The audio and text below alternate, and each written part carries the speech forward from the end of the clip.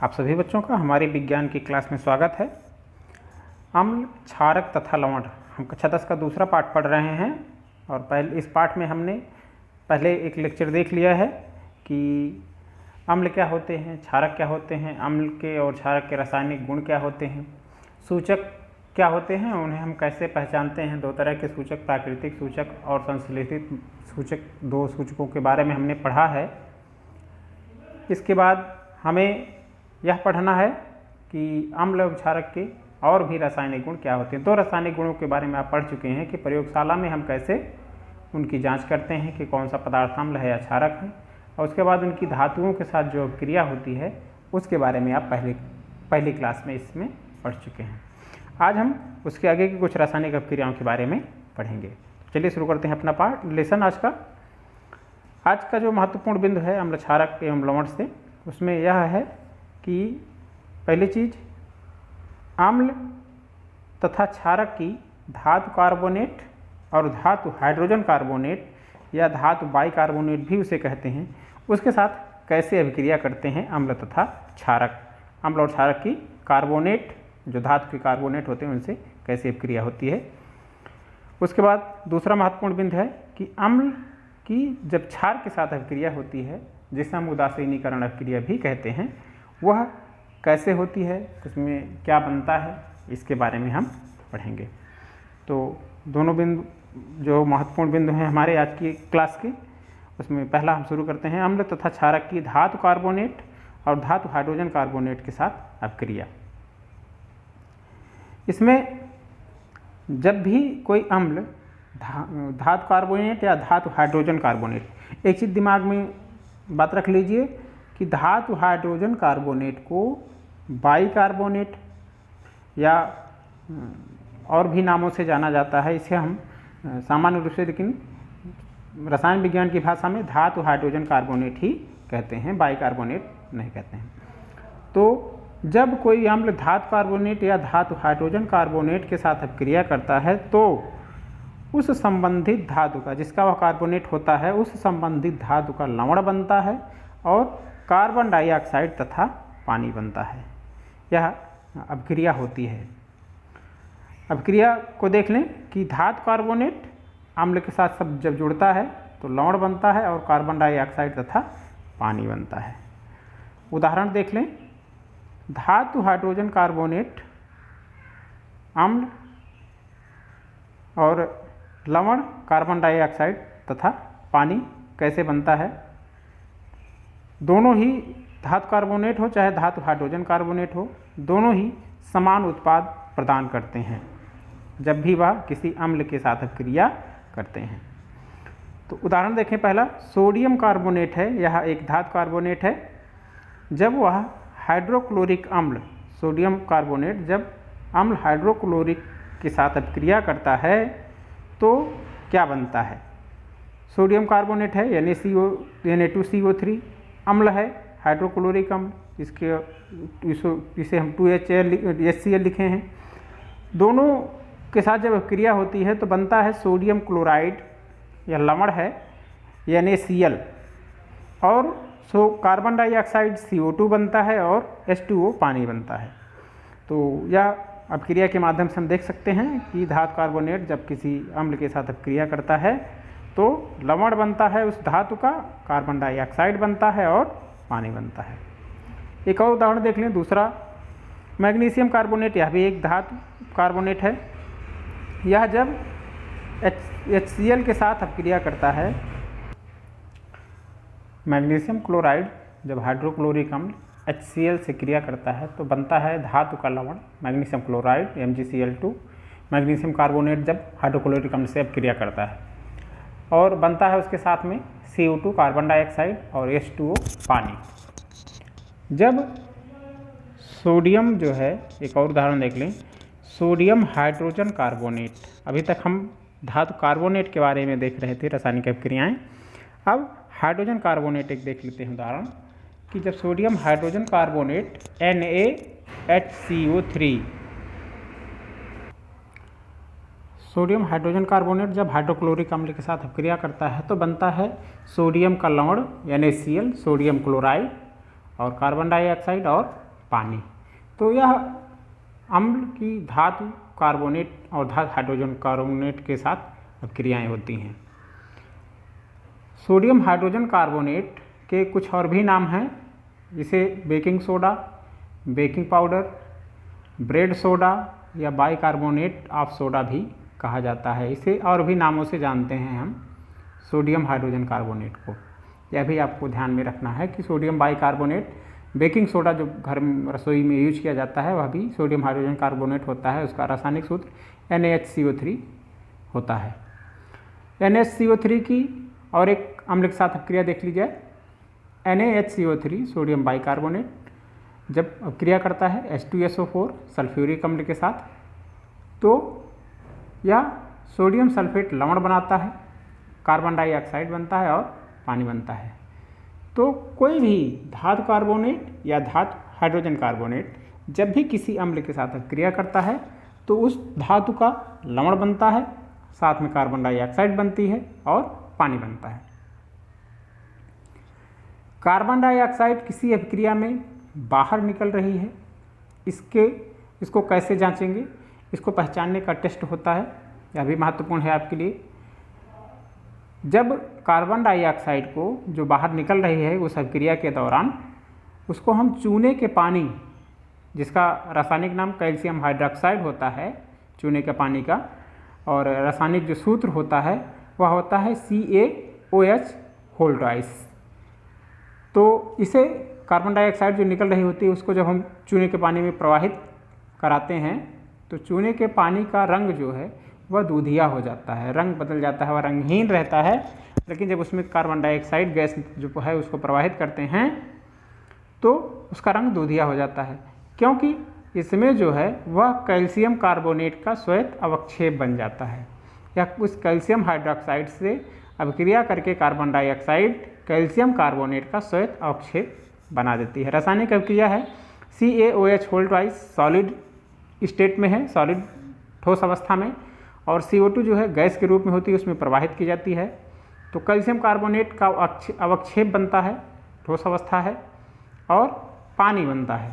तो इस रासायनिक अभिक्रिया के द्वारा हम पहचान सकते हैं कि अमुक निकलने वाली गैस कार्बन डाइऑक्साइड गैस है कि नहीं है। अगर इसमें इस कैल्शियम जो प्रवाहित कर रहे हैं, कैल्शियम कार्बोनेट बन गया है, अब भी हम CO2 उसमें प्रवाहित करते जा रहे हैं और अधिक मात्रा में CO2 अगर हम उसमें प्रवाहित करते हैं तो जो चूने का पानी का दूधिया रंग होता है कैल्शियम कार्बोनेट बनने के कारण वह धीरे धीरे समाप्त हो जाता है, क्योंकि कैल्शियम कार्बोनेट का जो अवक्षेप होता है वह बदल जाता है कैल्शियम हाइड्रोजन कार्बोनेट में। कैल्शियम कार्बोनेट किस में बदल जाता है? कैल्शियम हाइड्रोजन कार्बोनेट में। और इसका रासायनिक सूत्र है CaHCO3 होल ट्वाइस। क्या है रासायनिक सूत्र? CaHCO3 whole twice. इसका रासायनिक सूत्र है कैल्शियम हाइड्रोजन कार्बोनेट का। यह जो पदार्थ बनता है कैल्शियम हाइड्रोजन कार्बोनेट, यह पदार्थ पानी में घुलनशील होता है, इसलिए जब उसमें अधिक मात्रा में हम कैल्शियम कार्बोनेट, चूने के पानी का जो दूधिया रंग हो गया है उसमें और अधिक जब हम कार्बन डाइऑक्साइड प्रवाहित करते हैं तो वह पानी में एक घुलनशील पदार्थ कैल्शियम हाइड्रोजन कार्बोनेट में परिवर्तित हो जाता है और दूधिया रंग समाप्त हो जाता है। चूना पत्थर, खड़िया, चाक जिसे हम कहते हैं, और संगमरमर, यह कैल्शियम कार्बोनेट के ही अनेक रूप होते हैं। कैल्शियम कार्बोनेट जो व्यवहारिक रूप में देखा जाता है उसमें चूना पत्थर, खड़िया जो चाक प्रयोग की जा रही है, और संगमरमर, यह सभी जो है वह कैल्शियम कार्बोनेट के अलग अलग रूप होते हैं। कुछ इम्पॉर्टेंट पॉइंट है कि क्षारक धातु कार्बोनेट या धातु हाइड्रोजन कार्बोनेट के साथ कभी अभिक्रिया नहीं करते हैं। इसके साथ अभिक्रिया कौन करता है? सिर्फ अम्ल ही अभिक्रिया करते हैं। और अम्ल कैसे अभिक्रिया करते हैं हमने पढ़ लिया कि वह जब भी कोई धातु कार्बोनेट या हाइड्रोजन कार्बोनेट किसी अम्ल से अभिक्रिया करता है तो कार्बन डाइऑक्साइड गैस निकलती है और साथ में पानी बनता है। और कार्बन डाइऑक्साइड निकल रही है कि नहीं निकल रही है इसको पहचानने का टेस्ट भी हमने समझ लिया कैसे किया जाता है। अब दूसरा महत्वपूर्ण बिंदु जो है आज की क्लास का वह है अम्ल तथा क्षारक की परस्पर अभिक्रिया। अम्ल और क्षार को अगर हम परस्पर मिलाते हैं तो किस तरह अभिक्रिया होती है। पहला इंपॉर्टेंट पॉइंट यह है कि अम्ल तथा क्षारक की जो परस्पर अभिक्रिया होती है उदासीनीकरण अभिक्रिया कहलाती है। अम्ल तथा क्षारक परस्पर अभिक्रिया करके लवण बनाते हैं और पानी बनाते हैं तथा एक दूसरे के प्रभाव को समाप्त कर देते हैं। पानी बन जाने के कारण यह जो विलयन होता है अम्ल और क्षारक मिलाने के बाद जो बनता है वह उदासीन हो जाता है, इसलिए इस अभिक्रिया को उदासीनीकरण अभिक्रिया कहते हैं। उसमें कहने का मतलब ना तो अम्ल के गुण रहेंगे ना ही क्षार के गुण हमें दिखाई देते हैं, तो इसलिए अम्ल तथा क्षारक की परस्पर अभिक्रिया को हम उदासीनीकरण अभिक्रिया कहते हैं। अम्ल प्लस क्षारक बनता है लवण और जल, यह इसका सामान्य सूत्र होता है। अब उदाहरण देख लें कैसे अभिक्रिया करते हैं कुछ अम्लों और कुछ क्षारों के बीच करवा के उनके रासायनिक समीकरण। HCl एक्वस होता है हाइड्रोक्लोरिक अम्ल, एक ही लिखा है HCl का आगे बच्चों, उसको ध्यान रखें कि यह हमेशा पदार्थ की भौतिक अवस्था लिखी जाती है ब्रैकेट में।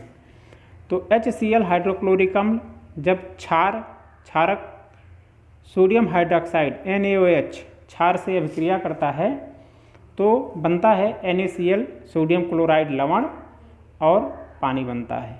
यह अभिक्रिया होती है जब HCl अम्ल और सोडियम हाइड्रोक्साइड क्षार आपस में अभिक्रिया करते हैं। तो दूसरे तरह का अभिक्रिया देख लें। दूसरा उदाहरण H2SO4 और NaOH। H2SO4 को कहते हैं सल्फ्यूरिक अम्ल। जब सल्फ्यूरिक अम्ल सोडियम हाइड्रोक्साइड के साथ अभिक्रिया करता है तो सोडियम सल्फेट लवण बनता है। सोडियम सल्फेट लवण बनता है और साथ में बनता है पानी। यह भी उदासीनीकरण अभिक्रिया का एक उदाहरण है। और एक उदाहरण दूसरे अम्ल के साथ देखा जाए HNO3 को कहते हैं नाइट्रिक अम्ल, नीचे लिखा गया है। HNO3 नाइट्रिक अम्ल होता है और यह जब कैल्शियम हाइड्रोक्साइड के साथ अभिक्रिया करता है, कैल्शियम हाइड्रोक्साइड वही चूने का पानी CaOH चूने के पानी के साथ अभिक्रिया करता है तो कैल्शियम नाइट्रेट लवण बनता है CaNO3 कैल्शियम नाइट्रेट और बनता है पानी। यह भी उदासीनीकरण अभिक्रिया का एक उदाहरण है। तो यह सामान्य उदाहरण होते हैं कि कैसे अम्ल एवं क्षारक परस्पर अभिक्रिया करते हैं और उस अभिक्रिया को उदासीनीकरण अभिक्रिया हम क्यों कहते हैं, क्योंकि वह एक दूसरे के प्रभाव को अगर बराबर मात्रा में मिलाए गए हैं तो वह एक दूसरे के प्रभाव को समाप्त कर देते हैं। अम्लीयता और क्षारीयता का गुण समाप्त हो जाता है, वह विलयन उदासीन बन जाता है, इसलिए इस अभिक्रिया को हम उदासीनीकरण अभिक्रिया कहते हैं। अपने दैनिक जीवन में जो उदासीनीकरण अभिक्रिया के तमाम अनुप्रयोग हम देखते हैं उसमें इम्पॉर्टेंट है देखते हैं जो कि सामान्य रूप से आप वह यह है कि एसिडिटी जो कभी कभी हमें हो जाती है, एसिडिटी की समस्या, गैस बनने लगती है, अम्लीयता हो जाती है पेट में, उसे दूर करने के लिए एक सफ़ेद रंग का एंटासिड पदार्थ दिया जाता है। वास्तव में जो एंटासिड होता है वह एक क्षारक होता है। उसका उपयोग उस अम्लता जो होती है हाइड्रोक्लोरिक अम्ल के कारण उसे दूर करने के लिए हम देते हैं। तो यह एसिडिटी दूर करने के लिए जो एंटासिड का उपयोग करते हैं उसमें होने वाली अभिक्रिया भी एक उदासीनीकरण अभिक्रिया होती है।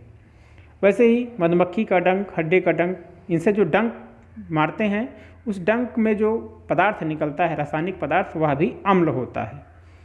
तो उस डंक के अम्लीय प्रभाव को दूर करने के लिए किसी क्षारक जैसे चूने या सोडे का उपयोग कर लेते हैं तो वह जो उसकी अम्लीयता है, जो दर्द हो रहा होता है, वह समाप्त हो जाता है।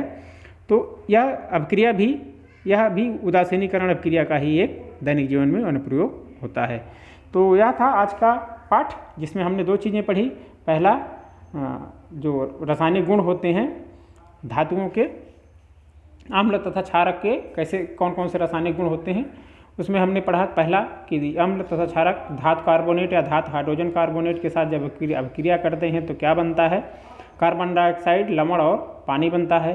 और उसके बाद हमने यह देखा कि अम्ल क्षारक की परस्पर जो अभिक्रिया होती है वह उदासीनीकरण अभिक्रिया होती है और उदासीनीकरण अभिक्रिया के उपरांत जब अम्ल क्षारक अभिक्रिया करते हैं तो लवण तथा जल बनता है।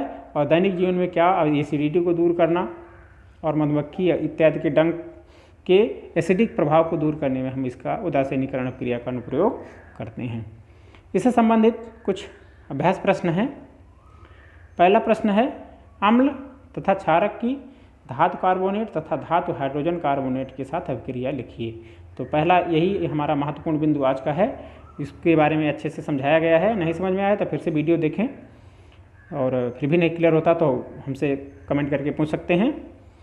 दूसरा प्रश्न है, कार्बन डाइऑक्साइड को पहचानने के लिए कौन सा टेस्ट करते हैं। तो टेस्ट के बारे में आपको बताया गया है कि कौन सा टेस्ट किया जाता है। अगला प्रश्न है, तीसरा प्रश्न, उदासीनीकरण अभिक्रिया किसे कहते हैं, उदाहरण सहित बताएं। तो हमारा आज का दूसरा बिंदु था उदासीनीकरण अभिक्रिया, अम्ल क्षार की परस्पर होने वाली अभिक्रिया। तो यह सारे जो है पॉइंट हम पढ़ चुके हैं, इसको अच्छे से लिखिए होमवर्क के रूप में और हमारे पास भेजिए। बाकी मिलते हैं आपके अगले लेक्चर के साथ। तब तक आप पढ़ते रहिए। बहुत बहुत शुभकामनाएं।